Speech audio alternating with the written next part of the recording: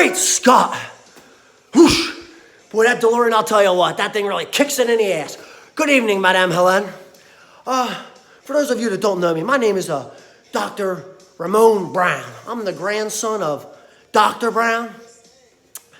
I thought with everything going on in the world today, especially in this crazy world of 2020 we find ourselves in, it'd be a perfect opportunity to take it back 30 years and get back to the future, Helen.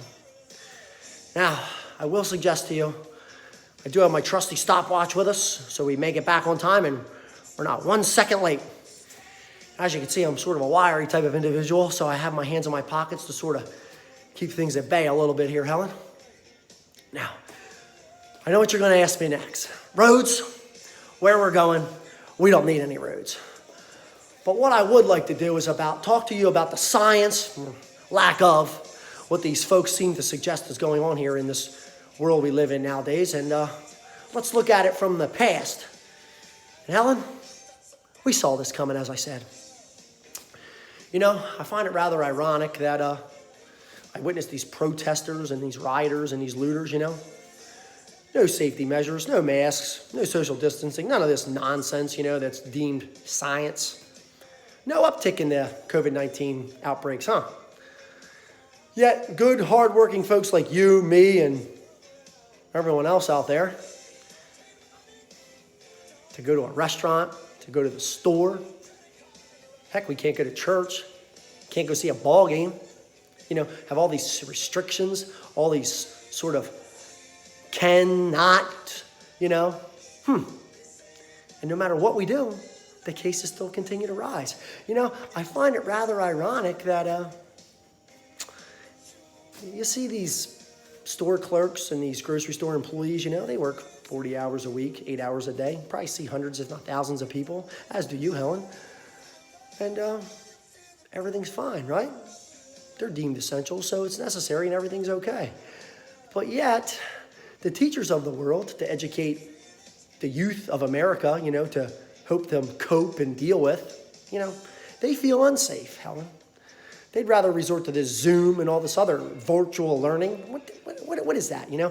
I must tell you, though, I had an interesting conversation with a teacher the other day. You know, she said to me, Doc, I have to tell you, we're not babysitters. I said, yeah, no, I can understand that. I agree with that.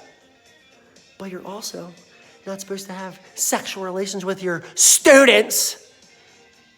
And some of you seem to have no problem with that, do you? Well, let's just say, Helen, that ended that conversation. You know, I'd like to leave you with one very important sort of thought process here, Helen. Your future hasn't been written yet. For that matter, no one's has. Your future is whatever you make it. So my suggestion to you is make it a good one. Don't tolerate anybody's crap. Stick by what you believe. Stand up for what you know is right. And I have to tell you, if you put your mind to it, you can accomplish anything. We all can.